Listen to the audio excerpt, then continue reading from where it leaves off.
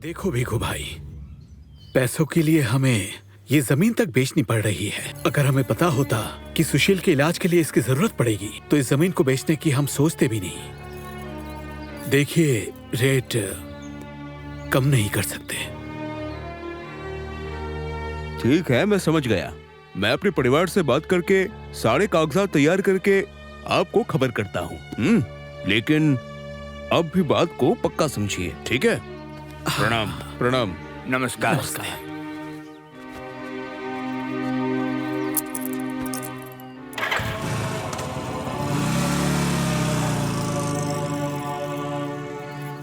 अच्छा माँ जी, कौन से खेत बेचने की बात हो रही थी? वो बहू सुशील के इलाज के लिए पैसे चाहिए, इसलिए सोच रहे हैं कि खेत बेचकर। अब खेत बिकेगा?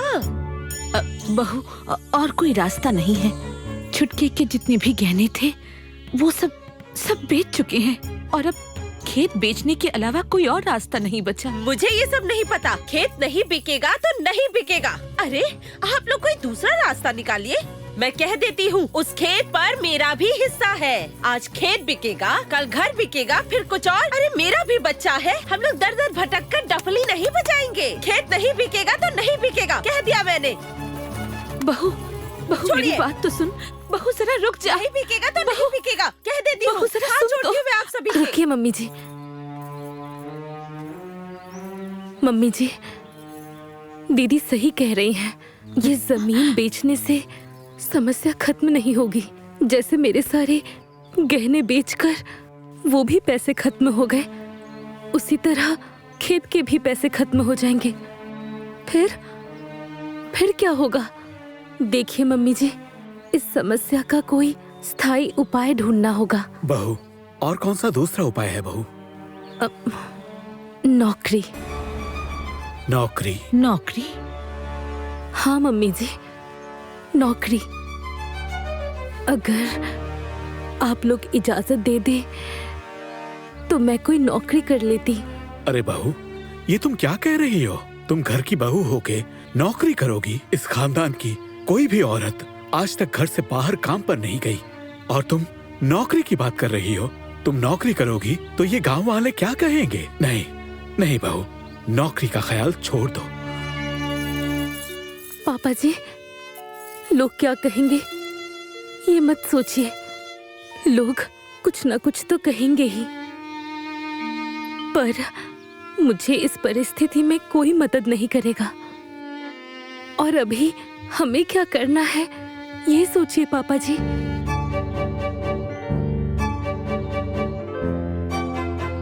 एक बार सोचिए, घर द्वार बेचकर सड़क पर आने से अच्छा है कि नौकरी ही कर लूं। पापा जी, मुझे नौकरी करने की इजाजत दे दीजिए। लेकिन बहू, मैं अगर हाँ कह भी दूं तो तुम्हें नौकरी कहाँ मिलेगी? हाँ बहू, नौकरी कहाँ से मिलेगी? नौकरी आज के जमाने में नौकरी मिलना इतना आसान नहीं है। मम्मी जी, ग्राम विद्यालय में टीचर की वैकेंसी निकली है। अगर आप कहें तो मैं फॉर्म भर दूंगी, फिक्र मत कीजिए। मैं कहीं दूर नहीं जाऊंगी, मैं गांव के बच्चों को ही पढ़ाऊंगी। गांव में ही? जी। ये तो बहुत अच्छी बात है जी, ये गांव में ही पढ़ाएगी। ठीक है बहू।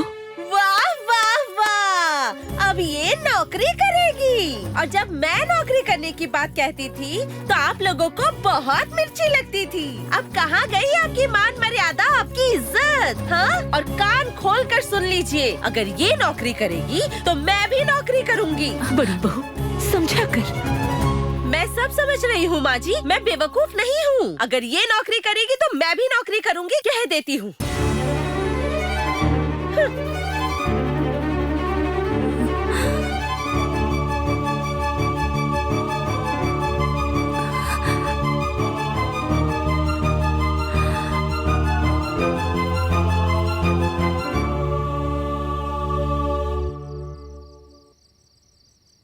क्या? हाँ जी, वो मास्टरनी बनेगी और मैं घर पे रहकर चूल्हा चौका संभालूंगी, बर्तन धोऊंगी।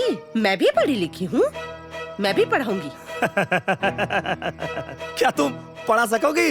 अरे मैंने दुनिया को पढ़ा दिया, तो इन छोटे गधों को पढ़ाने में क्या ही दिक्कत है। मेरी जैसी औरत मिली है जो पढ़ा पढ़ा कर आपको इंसान बना दिया, वरना आप तो पूरे के पूरे बैल बुद्धि थे। बात तो सही कह रही हो तुम हमको पढ़ा के कितना बुद्धिमान बना दिए। अरे मेरी बात तो समझने की कोशिश करो। अरे एक ही तो सीट खाली है और जब वो भर रही है तब उसे भरने दो। अरे नौकरी की जरूरत उसे ज्यादा है। अरे वैसे भी वो घर की ही है, भरने दो। मैं कुछ भी सुनना नहीं चाहती, वो घर की हो या बाहर की हो, फॉर्म भरना है तो भरूंगी। समझने की कोशिश तो करो, जब दोबारा निकलेगा तब भर देना। नहीं, हाँ? मुझे अभी भरना है। देखो तुम्हारे जो जी में है वो करो, भरना है तो भरो, मेरा दिमाग मत खाओ, मुझे सोने दो। अरे दिमाग तो ठीक है, घर की बहू होकर नौकरी करोगी? क्यों नहीं कर सकते? हमें क्या कमी है बताइए? जब कल की आई बहू नौकरी कर सकती है तो मुझ में क्या कमी है? मैं भी पढ़ी लिखी हूँ, मैं भी भरूंगी। जब पूरे गांव के लोग फॉर्म भर रहे हैं तो मुझे भी भरने दीजिए, मैं भी पढ़ी लिखी हूँ। पढ़ाई लिखाई का ये मतलब नहीं होता कि सर पे बैठ के नाचे।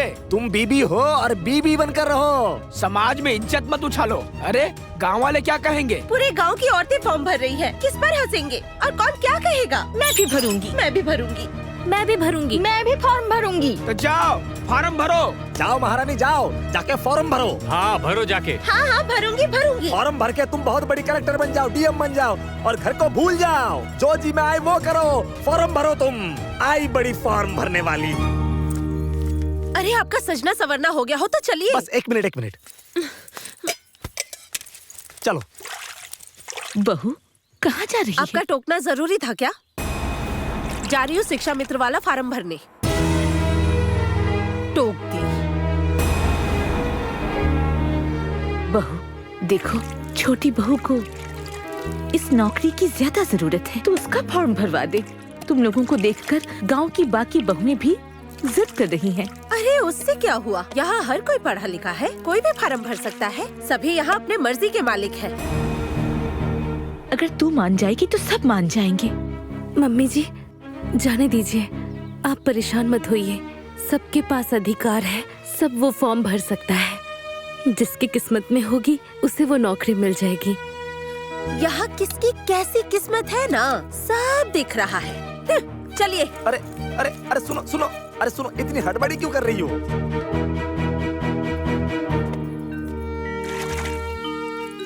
तू हट, मैं धो देती हूँ। जा तैयार हो जा, देर हो जाएगी। मम्मी जी बस 2-3 बर्तन ही बाकी है, उसके बाद उनको नहलाना भी है, फिर मैं चली जाऊंगी। ठीक है।